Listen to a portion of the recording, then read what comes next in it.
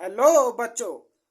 तो बच्चों, आपको आव्यूह और सारणिक के अनुप्रयोग से एक क्वेश्चन जरूर मिलेगा विस्तृत का, जो कहता है कि आव्यूह विधि से निम्नलिखित समीकरण निकायों का हल ज्ञात कीजिए। निम्नलिखित समीकरण के समूहों का हल ज्ञात कीजिए। किससे? आव्यूह विधि से। और ये क्वेश्चन भी बच्चों 8 नंबर का आता है। कितने का? 8 नंबर का। ठीक है, मेरे टाइम पे आता था ये 10 नंबर का, अब ये कर दिया 8 का। हो सकता है ये 5 नंबर का आ जाए, लेकिन 8 का ज्यादातर आता ही रहता है। तो आप देख सकते हैं प्रैक्टिस पेपर पहले पेपर में भी 8 नंबर में आया हुआ है। ठीक है, दूसरे पेपर में देखिए बच्चों, दूसरे पेपर में भी आया हुआ है, आप विधि से हल कीजिए, ये भी 8 नंबर में। 8 नंबर में। ठीक है, तीसरे पेपर में देखिए बच्चों, तीसरे पेपर में भी ये आव्यूह विधि का प्रयोग करते हुए समीकरण निकाय का हल ज्ञात कीजिए, ये भी 8 नंबर में आया हुआ है। तो मैं बच्चों आपको इसका हल कराने वाला हूँ। ठीक है, इसलिए वीडियो को एंड तक पूरा देखना। ठीक है, तो स्टार्ट करते हैं अपनी वीडियो को। तो चलिए शुरू करते हैं बच्चों। तो क्वेश्चन है, आएगा आपका समीकरण निकायों का आव्यूह विधि से हल ज्ञात कीजिए। ठीक है, तो आव्यूह विधि से हल कैसे ज्ञात करेंगे, मैं आपको एक क्वेश्चन लेके देखता हूँ। और ये क्वेश्चन अगर एग्जाम में आ गया तो आधे बच्चे तो ये सोचते रहेंगे कि थ्योरेटिकल है, इसका बीजगणितीय रूप कैसे बनाए। ठीक है, जैसे कि क्वेश्चन में पूछा है उसने कि 3 संख्याओं का योग कितना दे रखा? 6 है। यदि हम तीसरी संख्या को 3 से गुणा करें, 3 से गुणा करें, योग दिया था 6। अब कह रहा है यदि तीसरी संख्या को 3 से गुणा करके दूसरी संख्या में जोड़ दें, दूसरी संख्या में जोड़ दें, तो 11 प्राप्त होता है। कितना प्राप्त होता है? 11, 11 प्राप्त होता है। पहली और तीसरी संख्या को जोड़ते हैं हम। यदि हम पहली और तीसरी संख्या को जोड़ें तो जोड़ने से हमें दूसरी संख्या का क्या प्राप्त होता है? 2 गुना प्राप्त होता है। दूसरी संख्या का हमें 2 गुना प्राप्त होता है। ठीक है, तो इसका बीजगणितीय निरूपण कीजिए। इसका बीजगणितीय रूप बताना है आपको, और आव्यूह विधि से इसका हल भी बताना, मतलब कि जो समीकरण बनेंगे उनका हल ज्ञात करना है। सीधी सी बात है, संख्या याद करनी है वो। ठीक है, तो इसमें करना क्या है, जिस तरीके से मैं लिखूंगा आप भी उसी तरीके से लिखेंगे, तो आपको बोर्ड में एग्जाम में आपको फुल मार्क्स मिलेंगे इस नंबर पे। 8 नंबर का क्वेश्चन है तो 8 नंबर पूरे पक्के मिलेंगे। ठीक है, बस लिखने का तरीका आपको आना चाहिए, किस तरीके से लिखना है। और आपसे हो सकता है क्वेश्चंस में गलती हो जाए, तो क्वेश्चंस में गलती होते वक्त आपको क्वेश्चंस को काटना नहीं है, उसे छोड़ देना है। क्वेश्चन में अगर काटा पीटी मचाई आपने तो वो अच्छा नहीं होगा। ठीक है, तो चलिए स्टार्ट करते हैं। तो माना पहली, दूसरी तथा तीसरी संख्या क्रम से मैंने मान ली कितनी है? एक्स, वाई तथा जेड है, क्रम के अनुसार। कितनी? क्रम से एक्स, वाई तथा जेड है। ठीक है, तब उसने कहा था कितना मुझसे? तीनों संख्याओं का योग दिया था मुझे 6। तो मैंने तीन संख्या कितनी मानी? X, y, z. ठीक है, तो तीनों संख्या x plus y plus z is equal to कितना आ जाएगा? 6। तीनों संख्याओं का योग। ठीक है, तीनों संख्याओं को जोड़ दो, कितने के बराबर आ रही है? 6 के बराबर। ठीक है, कोई दिक्कत की बात नहीं। उसने कहा था मुझसे कि कितना, यदि हम तीसरी संख्या को 3 से गुणा करें, ठीक है, तीसरी संख्या को 3 से गुणा करें और दूसरी संख्या में जोड़ दें तो 11 प्राप्त होता है। ठीक है, तो हम मैंने क्या किया, तीसरी संख्या को 3 से गुणा करा, तीसरी संख्या जेड को 3 से गुणा करा। ठीक है, और मैंने वाई में जोड़ दिया दूसरी संख्या में। ठीक है, तो हमें कितना प्राप्त हुआ बच्चों? हमें प्राप्त हुआ 11। ठीक है, उसने दिया था हमें। ठीक है, फिर वो उसने कहा था हमसे, आगे कहा था कि पहली और तीसरी को जोड़ने से दूसरी का 2 गुना प्राप्त होता है। तो उसने पहली और तीसरी, तीसरी कौन सी है? जेड। पहली और तीसरी को जोड़ने से दूसरी संख्या का 2 गुना प्राप्त होता है। दूसरी संख्या का कितना प्राप्त होता है बच्चों?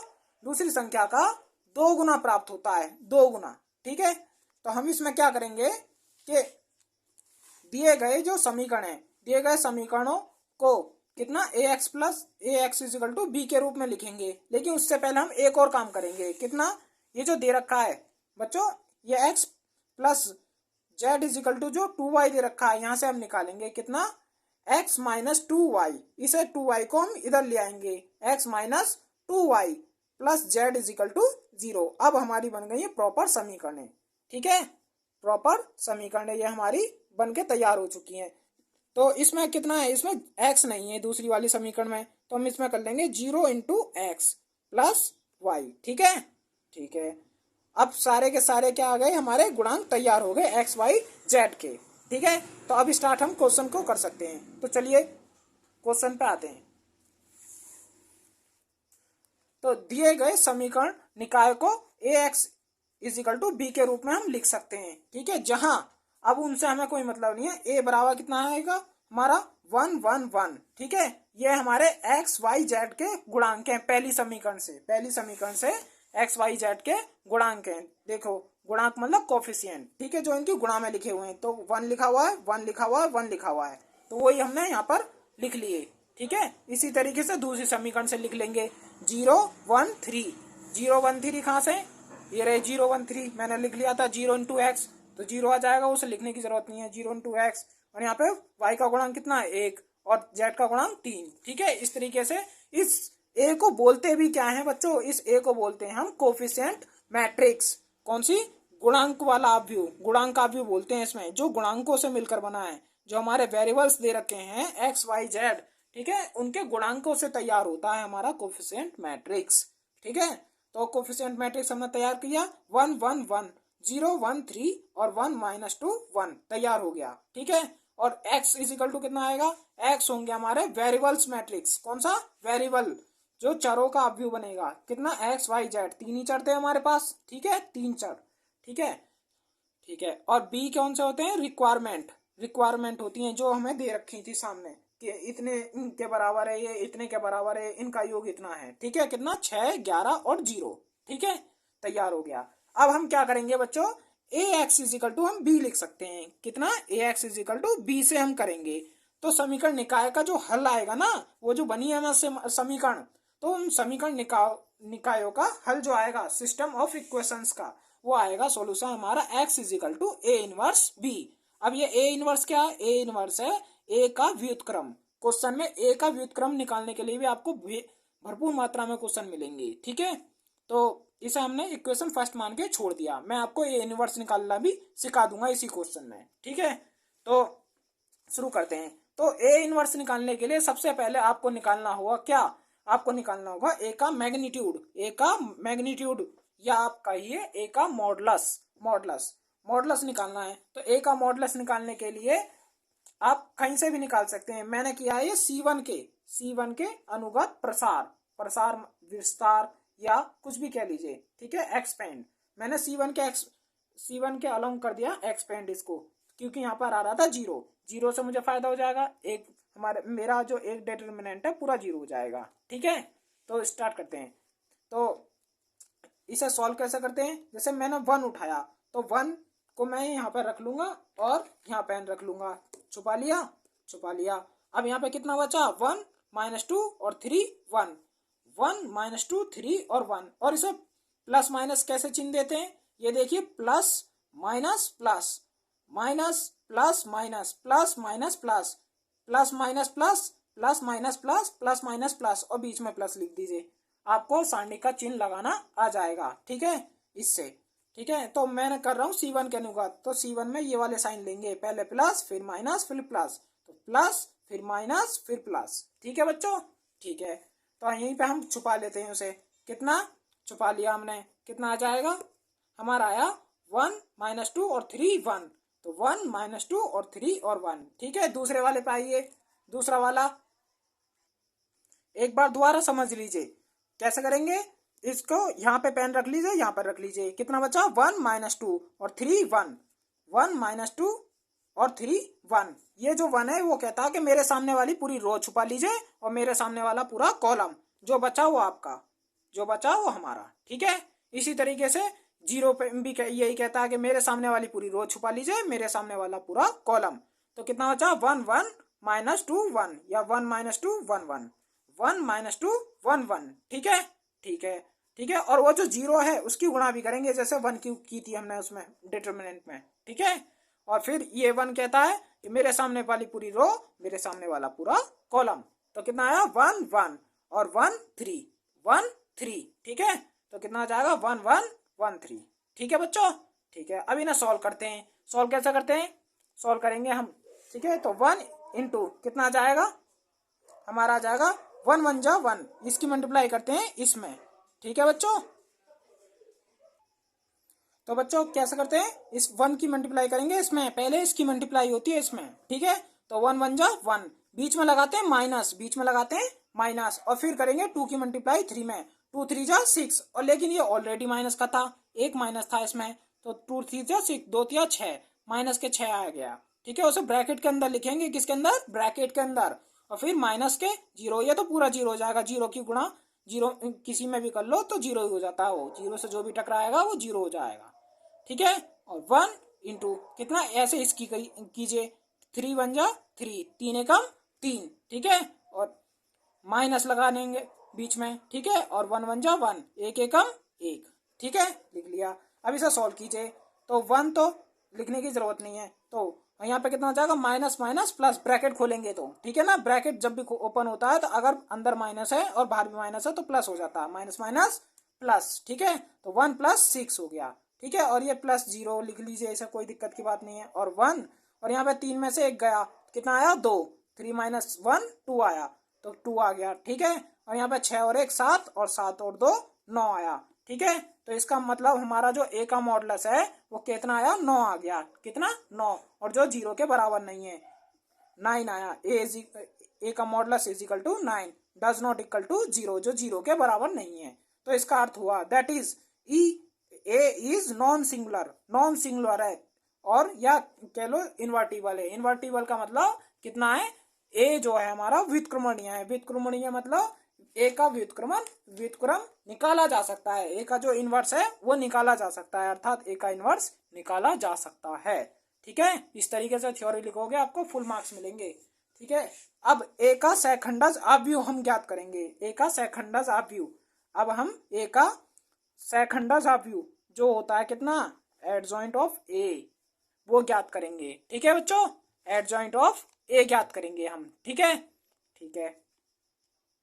तो बच्चों ए के एडजॉइंट के लिए हमें प्राप्त करने होंगे पहले ए के सहगुणनखंड, क्या, ए के सहगुणनखंड या ए के सहखंड, ठीक है। वो क्या होते हैं, वो उन्हें बुलाते हैं हम, ए से डिनोट करते हैं क्या, आर्ग्यूमेंट्स, ठीक है, उन्हें निकालेंगे हम। तो A11 उसका फॉर्मूला मैं आपको अपनी तरफ से देता हूँ, कितना, प्लस कितना लिखेंगे, M4 होता है माइनर। अगर आपके किसी क्वेश्चन में उप सारणिक निकालने के लिए कहे तो उप सारणिक होता है M निकालते हैं, क्या निकालते हैं, M11 M12 M13, किसी भी एलिमेंट का निकाला जाता है, ये किसका निकाला जाता है, किसी भी एलिमेंट का। उसने कहा कि 2 का निकालिए क्या, या फिर A11 का निकालिए उप सारणिक, तो वो इस तरीके से निकालना है, जैसे कि A11 का उप सारणिक कितना होगा, M11। अगर उसने कहा किसी छोटे से एलिमेंट कितना, A11, जैसे वो 2 है, A11 कितना है, 2 है, 2 का उप सारणिक निकालना है किसी आव्यूह में, तो क्या कितना निकालेंगे, वो भी कितना आएगा, कितना आएगा, वो भी आएगा कितना, M11, ठीक है। और उसमें प्लस माइनस नहीं लगाते हैं, लेकिन स्व गुणनखंड की बात आए सहखंड की, तो उसमें प्लस माइनस लगाते हैं, ठीक है, उसमें प्लस माइनस लगाते हैं, ठीक है। तो यहाँ पे A11 = कितना आता है, प्लस प्लस होता है, ठीक है, प्लस M11 क्या होता है तुम्हारा, M11 वही होता है जो तुम्हारा क्या होता है, ये रहा, ये यहीं पे इसे छुपा लीजिए, और इसे छुपाने पर जो बनता है कितना आएगा, 1 3 - 2 1, ठीक है, 1 3 - 2 1, तो यहाँ पे आ गया 1 3 - 2 1, ठीक है। ऐसा सॉल्व कीजिए, तो 1 1 जा 1, ठीक है, और 2 3 जा 6, बीच में माइनस आता था याद है, और लेकिन यहाँ पे ऑलरेडी माइनस आएगा तो माइनस माइनस प्लस हो गया, 6 और 1 7, A11 की वैल्यू कितनी आ गई, 7 आ गई हमारी, ठीक है।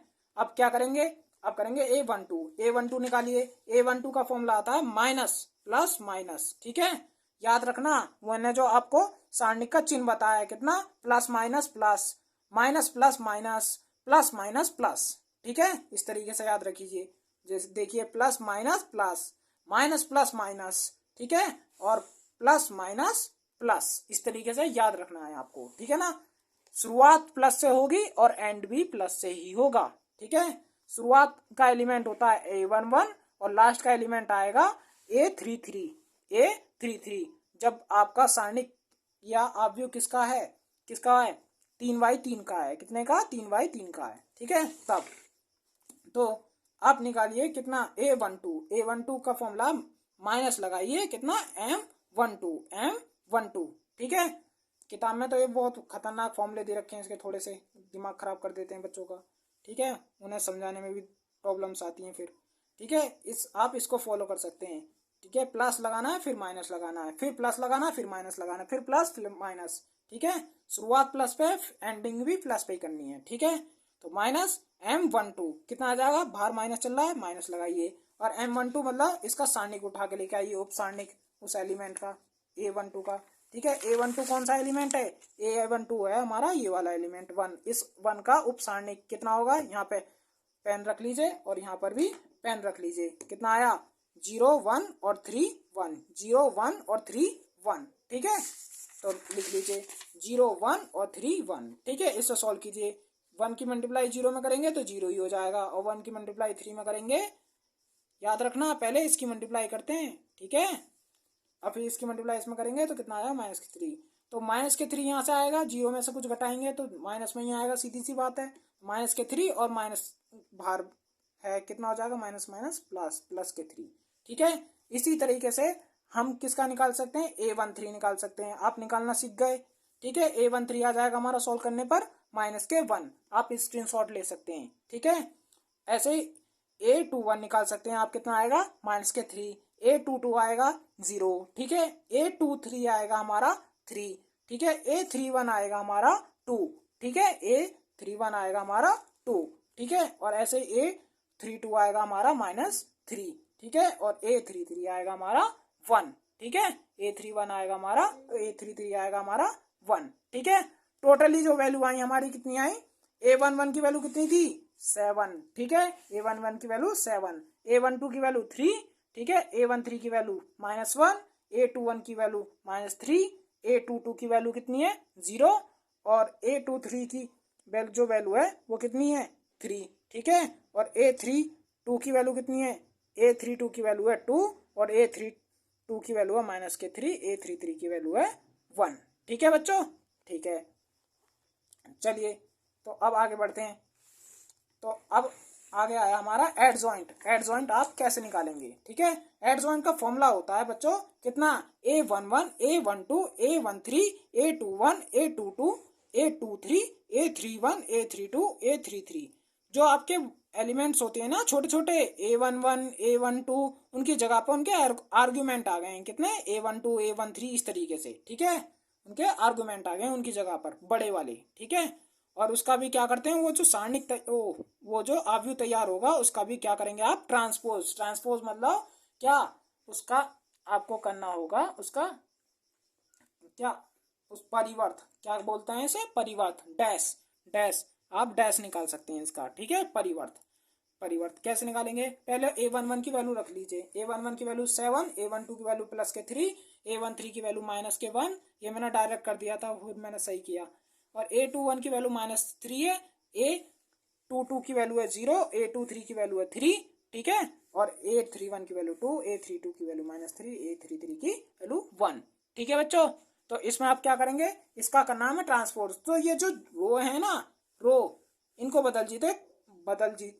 बदलिए कॉलम में। ठीक है, बदल लीजिए कॉलम में, या फिर ये जो कॉलम है इनको बदलिए किसमें, रो में। ठीक है, तो मैं जो रो हैं इन्हें क्या कर दूंगा, खड़ा कर दूंगा। ठीक है, ये जो रो हैं इन्हें खड़ा कर दीजिए। ठीक है, तो 7 3 -1, तो 7 3 -1। ठीक है, 3 -3 0 +3, तो कितना आएगा, -3 0 और +3, 2 -3 और 1, 2 -3 और 1, हो गई ना खड़ी, देख लीजिए। ठीक है, तो रो को किसमें चेंज कर दिया हमने, सारी रो को कॉलम्स में बदल दिया। ये हो गया इसका ट्रांसपोज, और यही हमारा क्या है, adjoint of A. Adjoint of A हमारा निकल के तैयार हो चुका है। अब ए इनवर्स का फॉर्मूला है, ए इनवर्स का फॉर्मूला, ए के व्युत्क्रम का फॉर्मूला है। कितना फॉर्मूला है, याद कर लेना अगर नहीं है तो पता। ठीक है, कितना होता है, 1 कितना, मॉडुलस ऑफ ए।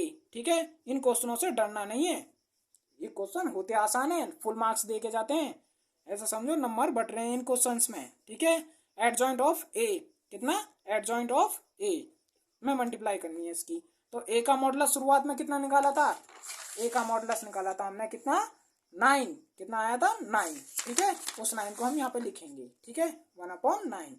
और ए एड जॉइंट ऑफ ए कितना निकल के आया आपका, एड जॉइंट ऑफ ए निकल के आया 7 -3 2, और 3 0 -3 -1 3 1। ठीक है, लिख देंगे। तब वो जो समीकरण एक मानी थी अभी हमने थोड़ी देर पहले, उसे वापस लेके आओ। कितनी मानी थी? x is equal to A inverse into B. ठीक है, ए इनवर्स इंटू बी। और यहाँ पे जो जो मान थे इनके वो वापस करो, वो सब वापस करो। ठीक है, तो x का मान कितना थे? X y Z. एक्स क्या था हमारा? एक्स वाई जेड, मतलब कि चर अवयव। ठीक है, चर अवयव। और ए इनवर्स की वैल्यू उठा के रख दो यहाँ पे। ए इनवर्स की वैल्यू आई है 1/9 और ये पूरा सारणिक, वो पूरा अवयव रख दिया ये। ठीक है हमने।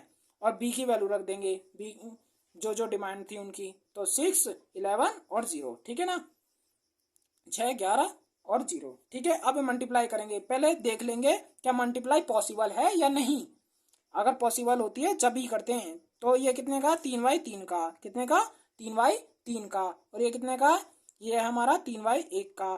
ठीक है, और मल्टीप्लाई के लिए होता है कि इसके जो कॉलम्स के नंबर है, ठीक है, इसके रो की संख्या के बराबर होना चाहिए। ठीक है ना, इसके कॉलम की संख्या इसके रो की संख्या के बराबर होनी चाहिए। बराबर है? बराबर है जी। ठीक है, मल्टीप्लाई हो सकती है। ठीक है, और जो आंसर आएगा वो कितने बाई कितने का अवयव बनेगा?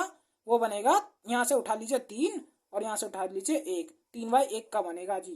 ठीक है, मतलब उसमें 3 रो होंगी। ये कितनी होंगी? 3 रो होंगी और एक कॉलम होगा, उसमें एक कॉलम होगा। ठीक है, एक कॉलम होगा। ठीक है, तो मल्टीप्लाई करते हैं।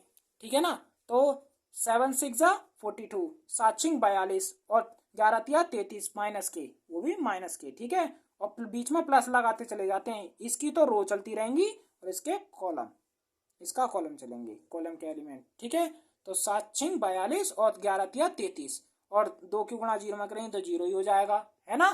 0 ही हो जाएगा ये तो। और कितना? 3 6 18 और 0 की मल्टीप्लाई 11 में करी तो प्लस के 0 हो गया, और इसकी मल्टीप्लाई करी तब भी 0 ही आएगा। ठीक है ना, और माइनस के 1 की मल्टीप्लाई करेंगे किसमें? 6 में, तो 6 एकम 6, माइनस के 6 आ गया। ठीक है, और 11 तिया 33 प्लस के 33 आ गया, और 1 की गुणा 0 में करी तो 0 आ गया। ठीक है, 1/9 हमारा चल ही रहा है, 1/9 हमारा चल ही रहा है। इन सबको क्या करेंगे? प्लस करेंगे। ठीक है, तो बड़ा वाला माइनस का है, बड़ा वाला माइनस का है नहीं, बड़ा वाला प्लस का है। ठीक है, तो कितना? 42 में से 33 गए तो 9 बचा। ठीक है, और 18 तो 18 का 18 ही आ गया, और 33 में से 6 गए तो कितने बचे? 27। ठीक है, और यहाँ से 9 कॉमन कर लेंगे, 9 कॉमन कर लेंगे तो यहाँ पे 1 बचेगा, यहाँ 2 बचेगा, यहाँ पे 3 बचेगा। क्यों?